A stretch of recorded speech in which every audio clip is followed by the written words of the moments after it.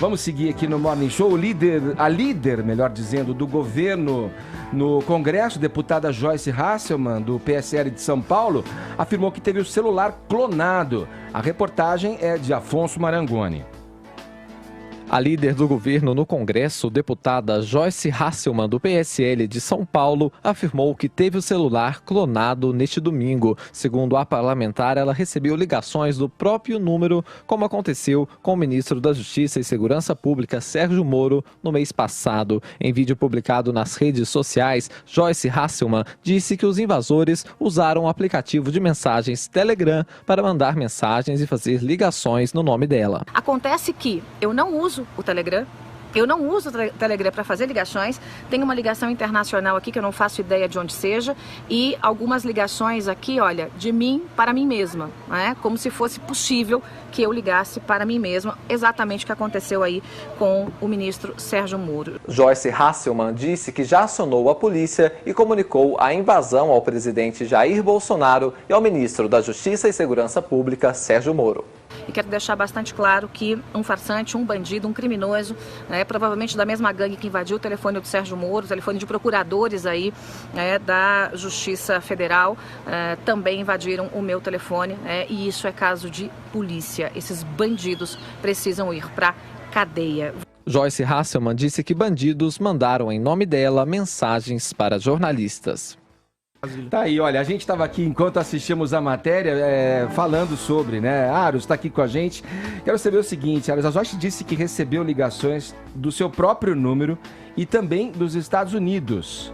São duas coisas que costumam acontecer com quem está sendo hackeado aí. Pelo menos nesses últimos episódios, né, do folhetim político brasileiro, né? O que você pode dizer a respeito, né, desse episódio especificamente envolvendo a líder do governo, Joyce Hasselmann? Bom dia, Edgar. Tudo bem? Bom dia, pessoal. Olha só, não está relacionado apenas ao nosso folhetim político. É muito importante que se diga isso. Até como uma medida profilática. Vocês vão falar com o Jean Gorenstein logo mais. Vamos falar sobre medida profilática também para evitar invasões nos aparelhos. Essa tem sido uma técnica usada por criminosos já há algum tempo. As empresas de segurança têm mostrado a evolução dessa técnica, né? Então antes eram links que eram enviados, e aí começou-se a usar o expediente das ligações. Às vezes vem uma ligação até de um número 000000. São ligações muito estranhas que você recebe muitas vezes via WhatsApp, para ficar num dos exemplos. Esse caso dela foi o Telegram, que usa um outro expediente para acesso. Muitas vezes eles conseguem usar o token de acesso do Telegram, que é via, em alguns casos, via SMS. Sim. Então, o cara consegue acessar por algum caminho, e aí algum caminho é porque são muitas as possibilidades mesmo. Então é um link, recebeu alguma mensagem, executou algum arquivo que baixou um instalador, enfim, tem algumas possibilidades. Eu conversava outro dia com um especialista em segurança e ele estava dizendo que cada vez mais essas técnicas vão sendo aperfeiçoadas. Mas o grande ponto comum a todas elas é a vulnerabilidade do usuário. Então, provavelmente, a deputada executou algum arquivo que ela recebeu, sim, ou clicou em algum link, ou ainda pior, atendeu a essa ligação que cria uma conexão direta e o cara ganha o acesso ao telefone. No caso, ela descobriu, né, Aros, recebendo uma ligação do jornalista Lauro Jardim do Globo, né, de madrugada, e ela teve a confirmação de que estaria sendo hackeada, porque sim, ele falou assim, olha, eu tô respondendo aqui as mensagens que você tá me mandando. É isso mesmo ou não? Peraí, mas eu não mandei mensagem nenhuma. Você sabe que tem um ponto nessa história sobre o Telegram e também sobre o WhatsApp, mas muito mais sobre o WhatsApp, que é o seguinte: para você pegar o número da pessoa e fazer a instalação, é um processo relativamente fácil nas operadoras. Então algumas pessoas falam, poxa, mas como é que se conseguiu clonar o meu número? E você só descobre a clonagem do número em si quando da desativação da sua linha ou quando ele faz a ativação do seu WhatsApp naquele novo chip, porque ele não fica ativo em dois aparelhos. É um processo de segurança. E aí você fala, opa, peraí. Então o meu WhatsApp desativou aqui por quê? E ele pergunta ali pra você, faz aquela verificação pra você. Algumas pessoas, quando notam... Porque pra ser instalado em outro aparelho, ele desabilita o anterior. Quem já fez backup do aparelho sabe que quando você ativa ele num outro, ele perde no aparelho anterior. Então é um mecanismo, é uma forma de segurança, mas que ela tem falhas. Por quê? Porque você usa a linha, e a linha, a falha nesse caso tá o quê? Na operadora.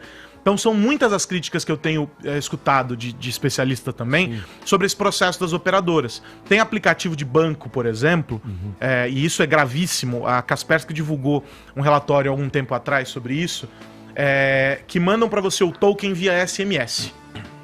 É pouco usual hoje, alguns aplicativos já tem o token dentro dele, aquele token de confirmação. Sim. Se a tua linha tá clonada, aquele SMS vai para quem? Também pro bandido. E aí o cara tem acesso ao teu aplicativo, porque ele já tem os outros dados, muitas vezes. Consequentemente tem o teu token. A média de prejuízo das pessoas que foram atacadas em uma situação muito parecida como essa aí que a deputada descreve, da clonagem do número, 10 mil reais, segundo a Kaspersky. Então o cara conseguiu criar um transtorno de 10 mil reais para aquelas pessoas. E é um número considerável, foram 5, 10 mil pessoas que acabaram sendo pegas nesse cenário. O que é importante saber, Edgar? Para essas ferramentas, dupla verificação. Sim. E optar por não fazer a dupla verificação via SMS, porque se o número foi clonado e para você pedir um novo chip nas operadoras, você fazer esse processo, isso tem acontecido com brechas, e por isso motivo de crítica dos especialistas, não use o SMS. Porque ele vai aparecer também para quem está clonado, é uma maneira de você blindar o que tem ali. E muito, muito importante, se alguém, ainda que seja uma pessoa do seu círculo próximo, te encaminhou um link, te encaminhou alguma mensagem suspeito, que estranho, você minimamente falou, peraí, por que essa pessoa tá mandando isso? Essa pessoa nem me mandaria isso. Pega um outro telefone e liga, sabe? A gente não liga mais pras pessoas, mas pega um outro telefone, vai no telefone fixo e liga. Por que você tá mandando isso aqui pra mim? E de preferência não ligue no celular que te mandou aquela mensagem. Sabe o que você tá me falando? Sejamos todos paranoicos, não temos saída para Não é paranoico, mas é um mínimo de desconfiança, Edgar. Caramba, sabe por quê? Porque no comecinho lá, quando a gente tinha aqueles e-mail marketing, lembra aquela história de você ficar mandando publicidade no internet? Os bandidos entenderam que aquele era um comportamento que as pessoas adotavam porque, vem coisa boa na promoção por e-mail. Então você ficava esperando o e-mail da loja. Aí mandava uma baita de uma promoção que até Deus duvida, o camarada clicava, preenchia o cadastro e pronto. Ele caiu numa tática muito comum chamada phishing. Com o celular não é diferente. Então, o que a deputada está vivendo, e ela deve receber um número considerável de mensagens, interage com muita gente, assim como os procuradores lá atrás, e no caso deles talvez com um grau de eficiência e de técnica muito maior do que no caso dela ali, várias pessoas enfrentam. Então é uma situação muito, muito comum. A gente precisa ficar atento. Desconfiar. Se você está recebendo mensagens estranhas, desconfiar quando você passa a receber cadastros e mensagens de lugares dos quais você nunca esteve ou nunca fez acesso para cadastrar nada. Por quê? Porque hoje na internet, e para fechar, Edgar, com esses vazamentos todos que acontecem, a gente não tem como saber se as nossas informações estavam no pacote de informações que foram vazadas ou violadas de empresas, de serviços dos quais nós estávamos cadastrados. O que acontece? Isso está público na internet e tem um comércio paralelo dessas informações. Dados de cartão de crédito, documentos pessoais. E aí uma situação como essa, do sequestro, né, da clonagem do celular, é mais um elemento. Agora eu tenho o seu celular, mas eu já tinha também os seus dados, porque estavam num banco de dados público. Clonei teu celular usando aqueles dados e passo a fazer compras, usar suas informações. Então é importante que as pessoas fiquem monitorando. Opa, peraí, eu nunca acessei esse site aqui, edgar.com. Tá estranho. E aí você começa a se blindar.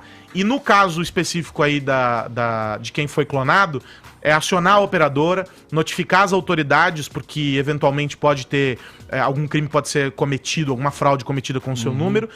E de preferência, se você não souber, o seu celular é bom você não usar. Faça o backup do que você tem que fazer de arquivos e troque o aparelho também. Avisar as autoridades é fazer BO? Faz um boletim de ocorrência, é importante. Porque se a clonagem foi feita via operadora, né, com alguma falha no processo da operadora, você também precisa notificar a operadora, notificar as autoridades a esse respeito. Sim. Em alguns casos, outro dia uma pessoa aqui da redação me mostrou uma situação, eu até apresentei para uma fonte que cuida dessas questões, ele disse assim para mim, é bom procurar um advogado especializado em crime digital, porque com certeza não foi só o chip. Pelo histórico de tudo que estava acontecendo ali, que eu mandei para ele os prints, ele falou assim, a violação aí foi muito maior. Então é bom você se resguardar, documenta tudo.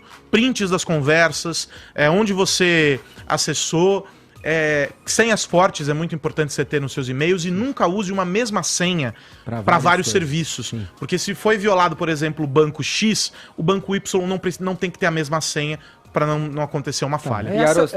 Fala, Vini. Não, desculpa, Edgar. Muito tem se falado agora do Telegram, por causa do caso do Intercept, agora a Joyce também. Existe alguma rede social que é mais frágil, que é mais suscetível a esse tipo de fraude? Posso responder? Diga. Não, Vini. Não existe. Não existe. Algumas são um pouco mais restritas. Tem algumas que são usadas, inclusive, só pelo pessoal de cibersegurança. E vejam o dilema em que a gente está metido, né? Para você ter o pleno gozo do que a tecnologia oferece, você tem que colocar os seus dados para muitos serviços. Para pegar um carro, para usar o Twitter, o Facebook, o Instagram. Você tem que colocar os dados ali. E dados sigilosos, cartões. Sim, CPF, RG, data de nascimento. O que você faz com CPF, RG, data de nascimento e nome da mãe de uma pessoa? Exato. Não é? Você faz qualquer tipo de compra, sei lá.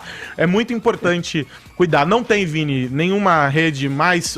Assim, algumas têm protocolos de segurança um pouco mais eficientes, mas nenhum sistema é 100% seguro. O usuário precisa se proteger. Valeu, Aros. Obrigado pelo papo, queridão. Valeu.